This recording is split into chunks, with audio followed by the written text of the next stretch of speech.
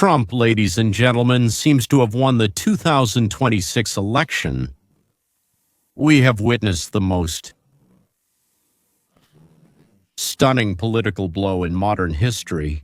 This is not just a multi-move play, this is checkmate, or maybe even mate without a check. But just like Boris Buttkeev, I think, yes, Buttkeev, who throws an uppercut and that's it. Uppercut and that's it. Curtain. By the way, Buttkeev used to be a stagehand at Taganka, and then he became an actor and a boxer. And here's what's happening, so it's a rout. I'll tell you more about Amaka a bit later. But those $2,000 checks and more went to everyone who was significantly affected by the tariffs imposed by Trump. Part of those tariffs will go to those who suffered, and part will go to paying off the United States national debt. So let's say less educated people, let's call them that, will be overjoyed about the money they received. And those who are a bit more educated will be happy that the huge United States debts are finally starting to be paid off. $500 billion in revenue is expected by the end of 2026.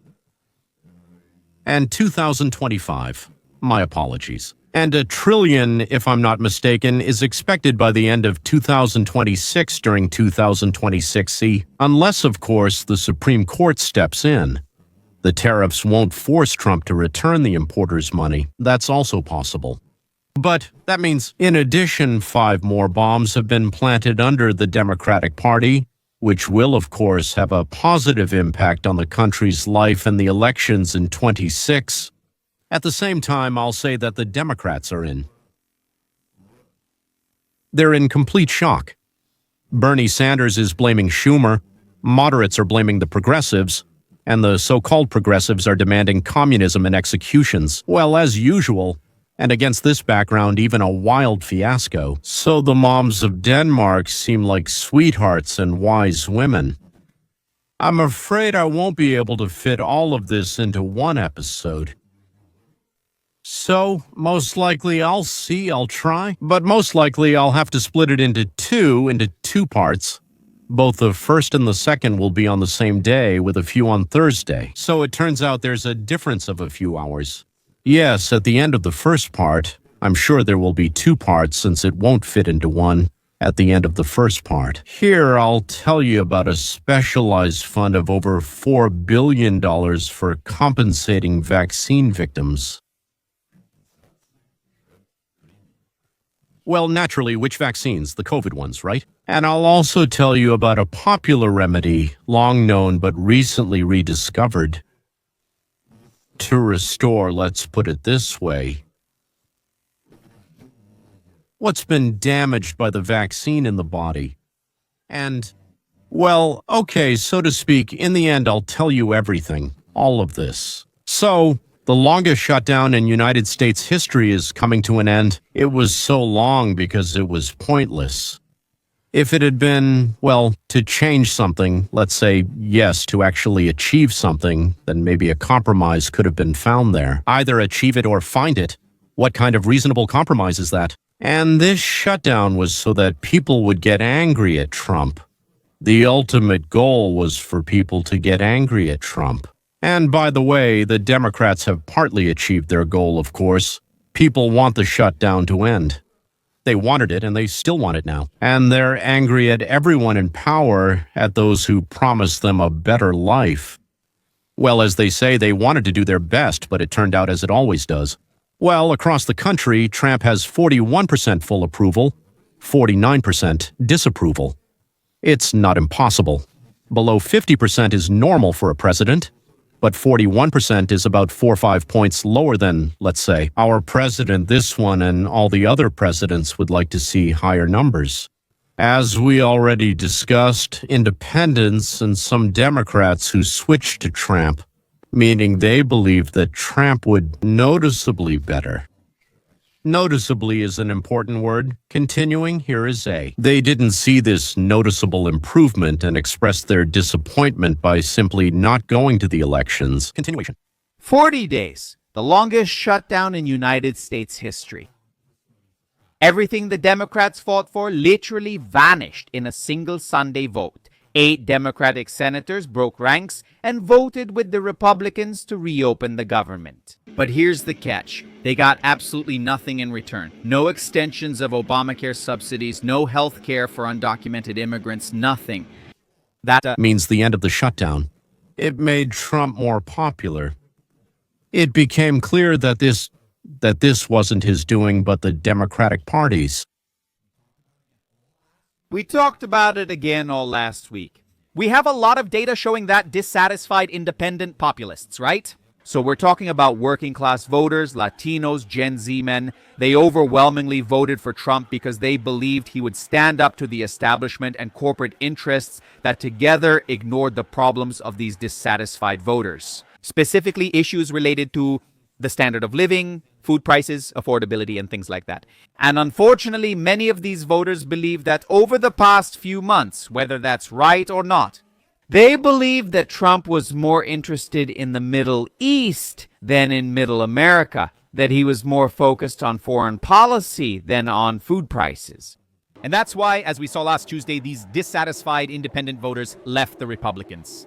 The irony is that this prolonged shutdown gave Trump exactly the opportunity he needed to get back to those very domestic issues that attracted those dissatisfied independent voters. In 2024, Trump realized that a bird in the sky is not what, well, let's say, the citizens of our country want, that they followed him so he would solve their everyday problems. The cost did not bypass essential things like healthcare, jobs, the crime situation, peace in Armenia, stopping the killings in Congo, and even eliminating Iran's nuclear arsenal. Well, let's say, so to speak, they're a little less interested in that. And that's how it should be compared to the safety and health of their own children. I'll say it again, that's how it should be. So 5 moves or 5 strikes by Donald G. Trump. All 5 are misses, maybe a bullseye, maybe a 25. Even. the first major domestic policy that Trump just announced is a big one. It's a $2,000 dividend check from Tariffs. Trump announced that almost all Americans, except for high-income individuals, of course, will receive at least $2,000 paid out from the hundreds of billions of dollars collected through his policy of reciprocal tariffs. From April to October, the United States collected about $151 billion in tariff revenues, and Treasury Secretary Scott Bessent forecasts at least $500 billion for the year. And that's really huge because he's not just sending a $2,000 check to America's working class, but he also announced that the remaining tariff funds will go toward paying off the debt. So this double distribution is key because Americans need to feel, they need to physically experience how tariffs are real. And at the same time, they need to be sure that any future debt or crisis situation is being prevented. And this is exactly where these tariffs come into play. They provide taxpayers with money to help with expenses and help pay off the debt. So you get 2 for the price of 1. The second proposal features a politically brilliant move by Trump undermining Schumer.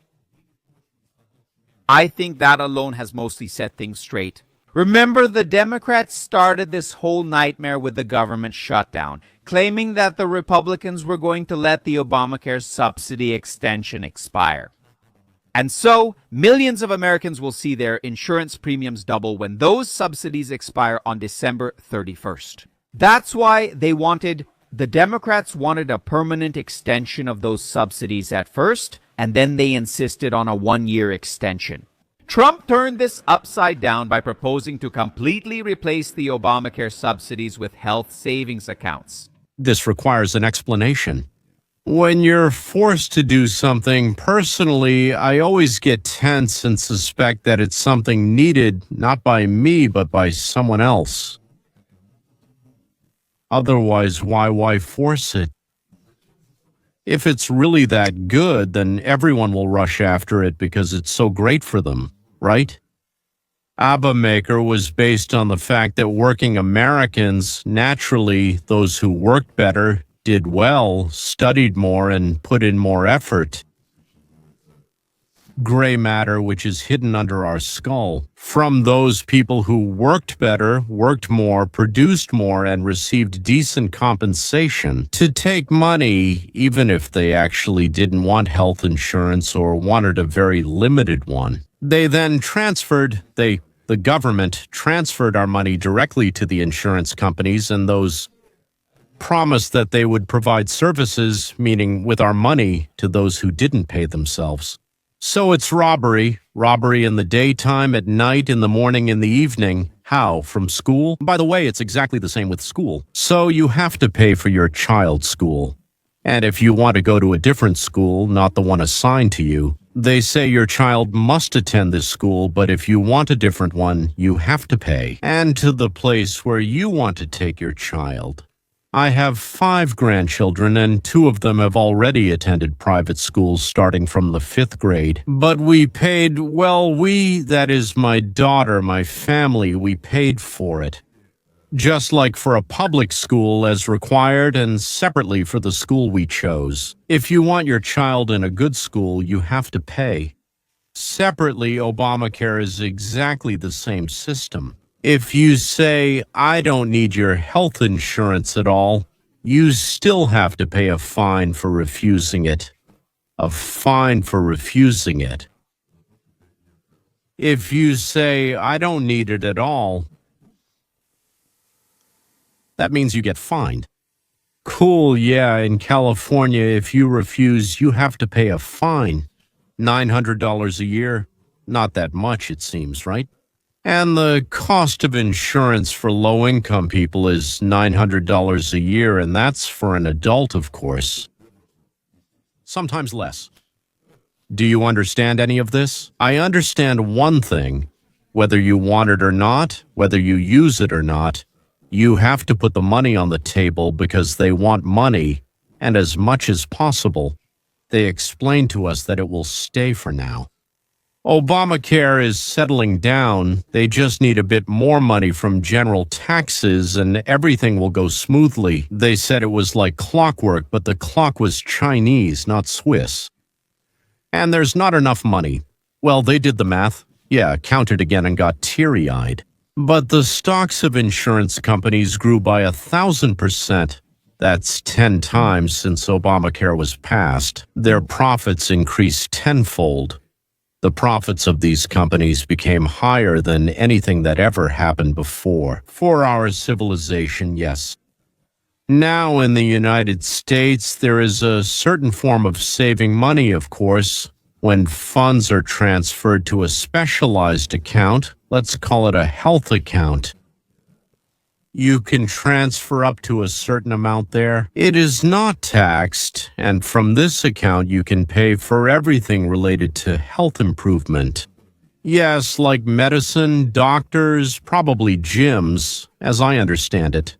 Well, you can definitely pay for trainers at the gym, pay for vitamins, yoga, and classes. But this was only available to a small number of people of a very specific type. Insurance policies, which are paid for by pharmaceutical companies.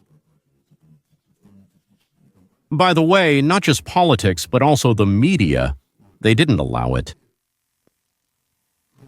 To skip, to allow, to advertise this type of medical savings for everyone, that is, for some niche group, so to speak, it's possible, but for everyone else, no.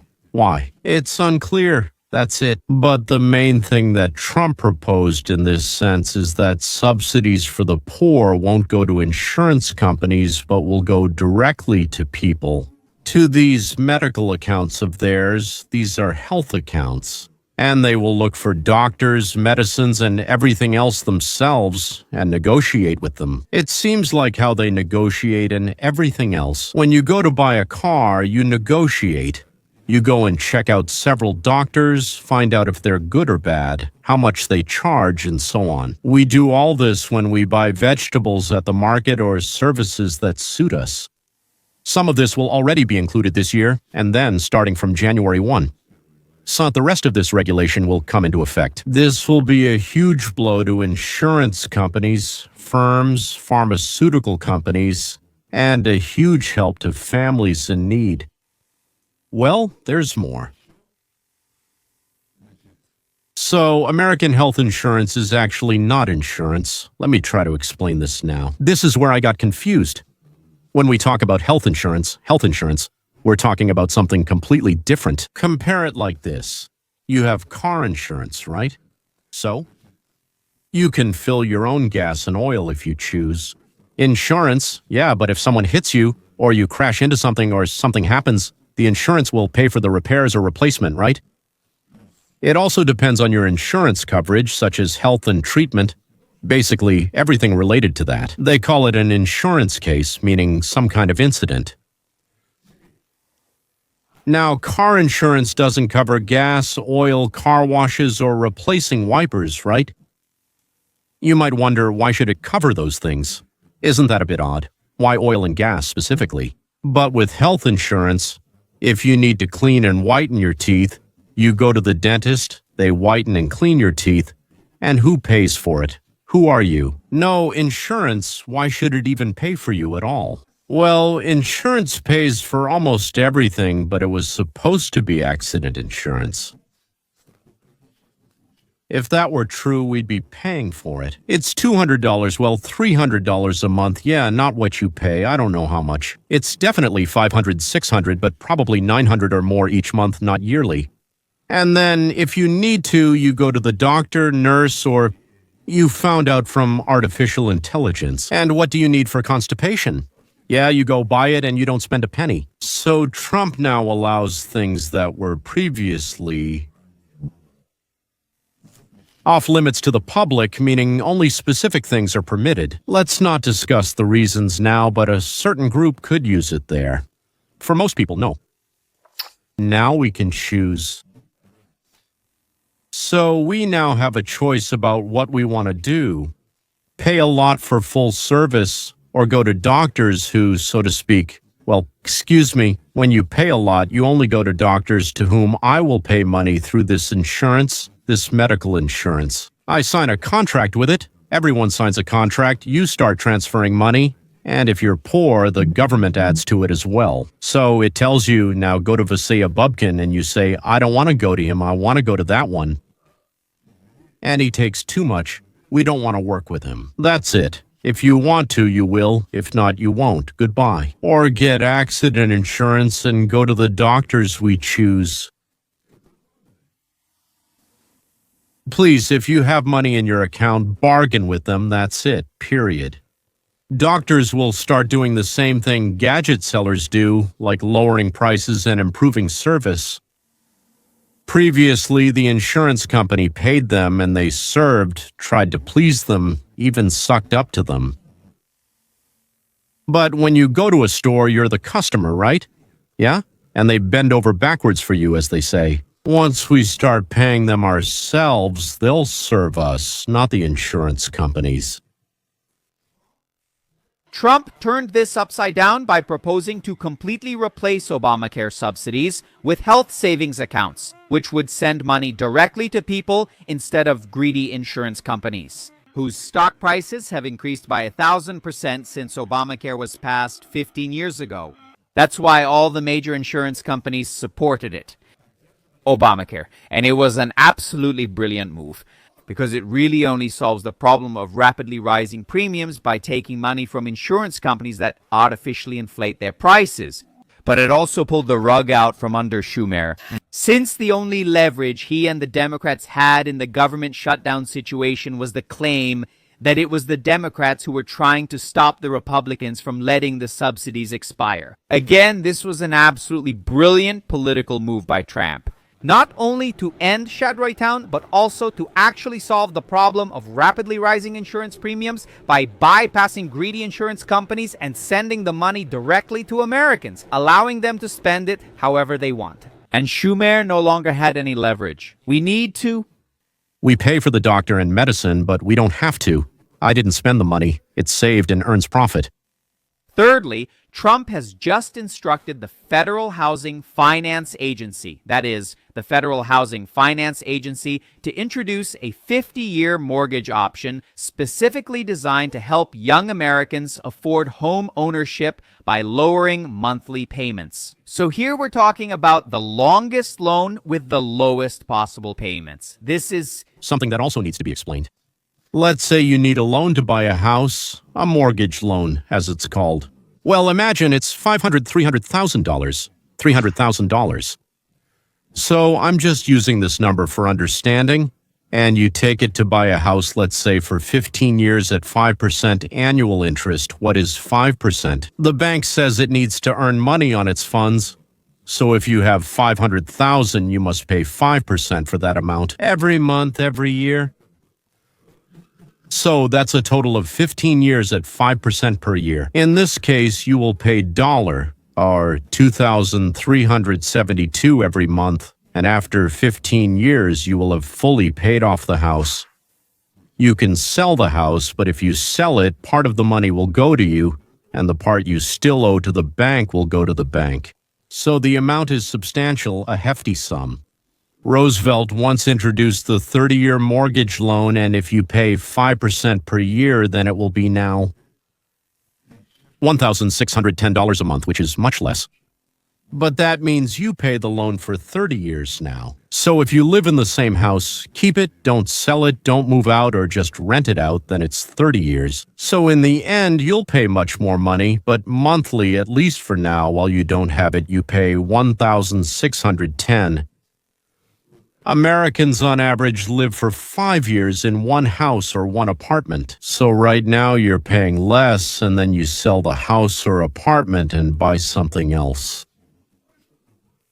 Part of the money goes to you, part of the money goes to pay off the mortgage loan you haven't finished paying yet, and it goes to the bank that gave you the money. That's it, everything's fine.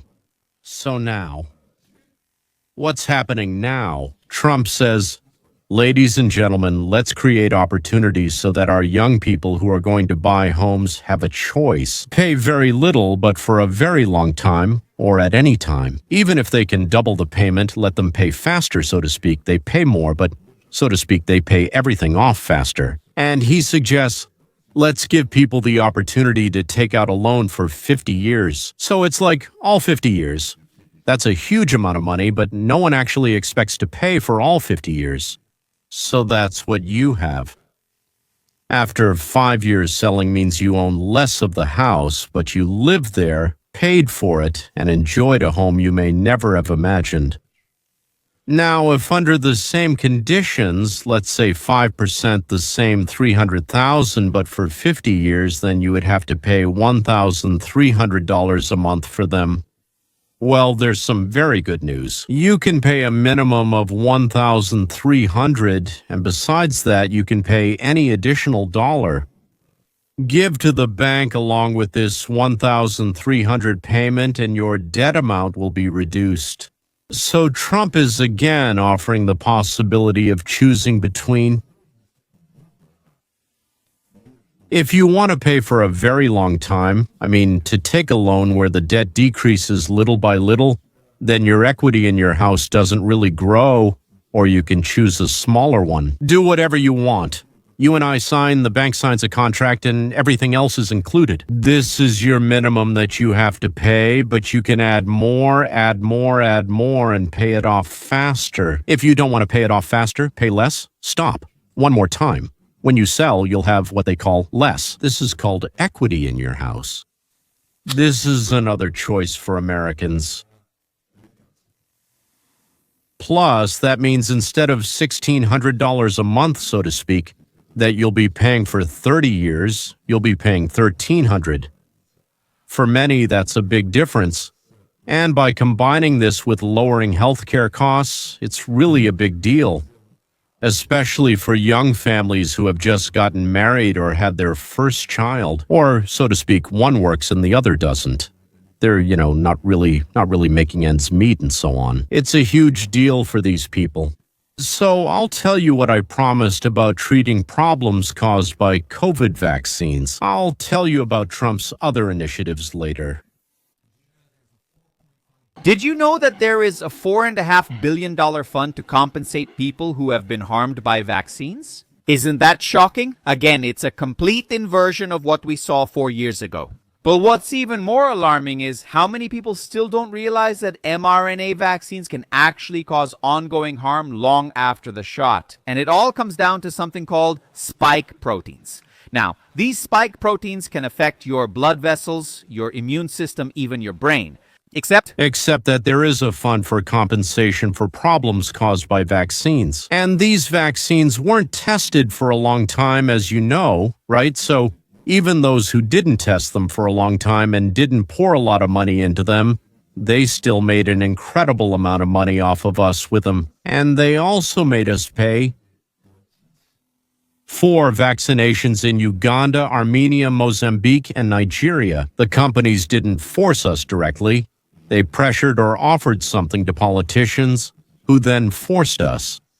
These pharmaceutical companies have this kind of leverage, and the politicians, so wherever the wind blows, that's the direction they turn. So we paid for the injection of these vaccines, well, who knows what, right? And now we're paying for the damage caused by this liquid that was injected into us, that was infused into Emilian's body. But so, besides the fund, besides compensation, there are also folk methods for restoring the body's functions. And for millions of people, the consequences appear after months or even years. So, what can we do to protect ourselves and restore our health naturally? It turns out the answer starts in your gut. Your gut microbiome, which is the community of bacteria living inside you, is the #1 factor for overall health and immunity. But years of using antibiotics, processed foods, and toxins have destroyed this balance for most Americans. Believe it or not, the most important thing you can do for your gut microbiome is to eat kimchi. I hope everyone knows what kimchi is. It's fermented vegetables. Kavush is a word from Hebrew, and actually kimchi was invented there in Israel. Kimchi includes cabbage. Next comes ginger, garlic, red pepper, and onion. Kimchi is a powerful source of probiotics. It contains vitamins A, B, C, and K, fiber, antioxidants, calcium, iron, and potassium. Kimchi lowers bad cholesterol, has a positive effect on the cardiovascular system, helps break down fats, and improves metabolism. But that's not all, ladies and gentlemen. It has anti-inflammatory and anti-aging effects. Korean doctors promote kimchi for slowing down the aging process. They mean maintaining healthy skin and blood vessels. But because it's very salty, it's recommended to consume kimchi in moderation. By the way, all housewives who know how to make sauerkraut can easily learn to make classic kimchi and eat a small piece a couple of times a day. And the recipe for the so-called classic kimchi is easy to find on the internet. Ladies and gentlemen, I wouldn't eat kimchi if you have gastritis, ulcers, or pancreatitis. And the rest, learn on your own. By the way, Ilya Mechnikov, he associated a set of pickled vegetables with, as he said, longevity and resistance to infections. And in the works of the great Jewish doctor Gaon Genius, he was called Romana somewhere around the year 1200 AD. He suggests treating a whole range of diseases with fermented, that is, pickled vegetables. Well, all right, I'll talk about what else Trump is doing to improve our lives in the continuation of this program, literally in just a few hours. And for now, until next time.